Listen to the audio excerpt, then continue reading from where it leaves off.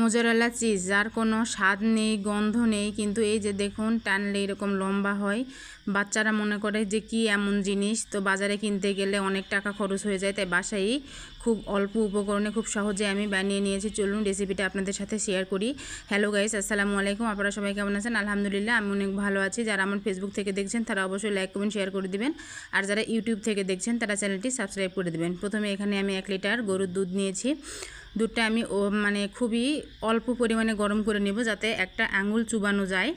এরকম আঙুল চুবালে গরম লাগে না, এরকম মনে হবে যে একটু গরম।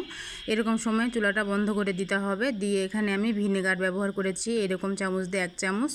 আপনারা চাইলে লেবুর রসও দিতে পারেন। দিয়ে এখান থেকে আমি মোজারেলা চিজ তৈরি করে নিব। এভাবে আমি গোল গোলভাবে ঘোরাচ্ছি। দেখুন একটু এইভাবে নাড়াচাড়া করলেই এই যে দেখুন এভাবে ছানা কেটে যাবে, একদম যেরকম চিজ যেরকম হয় আঠালো আঠালো, ঠিক কিন্তু সেরকমই হয়ে যাবে। এই যে দেখুন বন্ধুরা কত সুন্দরভাবে হয়ে গেছে। এখন আমি এগুলোকে এক জায়গায় করে উঠিয়ে নিব। উঠিয়ে নিয়ে আমি এগুলোকে ঠান্ডা পানি দিয়ে একদম চেপে চেপে একদম ভালো করে পরিষ্কার করে ধুয়ে নিব কয়েকবার, 3 থেকে 4 বার এগুলোকে সুন্দর করে ধুয়ে নিতে হবে। এই যে দেখুন 1 কেজি দুধ থেকে কিন্তু প্রায় অনেকগুলোই হয়ে গেছে। এগুলো বাজারে কিনতে গেলে কিন্তু আমাদের 250 থেকে 300 টাকা লাগবে, আর এখানে আমি 1 কেজি দুধ দিয়েই কিন্তু এতটুকু পেয়েছি। 1 কেজি দুধের দাম কত? সর্বোচ্চ 70 থেকে 80 টাকা, এর বেশি তো না। আর এরকম চিজ কিনতে গেলে বাজারে কিন্তু 250 থেকে 300 টাকা দিতে হবে। তাই যদি খুব অল্প উপকরণে বাসায় বানিয়ে নেওয়া যায়, তাহলে আমরা কেন বাজার থেকে কিনে খাবো?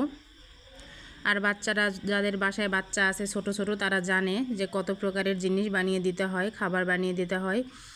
এই চিজটা কিন্তু অনেক ক্ষেত্রে লাগে আমাদের, খেতে কিন্তু কোনো স্বাদ না, কিন্তু ওই যে বাচ্চারা খাবে। এইভাবে আমি এরকম একটা ইয়েতে মুড়ে আমি ফ্রিজে রেখে দেব। ডিপ ফ্রিজে আমি রেখে দেব প্রায় 2 ঘন্টার মতো, তাহলে কিন্তু এটা একদম শক্ত হয়ে সেট হয়ে যাবে। এই যে দেখুন বন্ধুরা, এখন কিন্তু আমি এটাকে ফ্রিজ থেকে বের করে নিয়েছি। এই যে দেখুন এখন কিন্তু এটা শক্ত হয়ে গিয়েছে। চলুন আমি আপনাদেরকে একটা কিছু বানিয়ে দেখাই, তা না হলে তো বুঝতে পারবেন না। এই দেখুন বন্ধুরা, এখানে আমি একটা ডিম দিয়ে নিয়েছি। অল্প করে ডিম দিয়ে এখানে আমি পাউরুটি দিয়েছি। এইভাবে আমি পাউরুটি দিয়ে এখানে আপনাদেরকে বানিয়ে দেখাই। আমার ছেলে তো অস্থির খাওয়ার জন্য।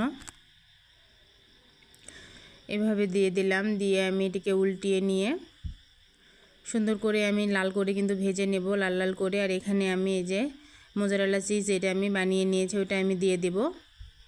দিয়ে কিন্তু আমার নাস্তাটি খুব সুন্দর বানানো হয়ে গেছে। আপনাদের যদি ভালো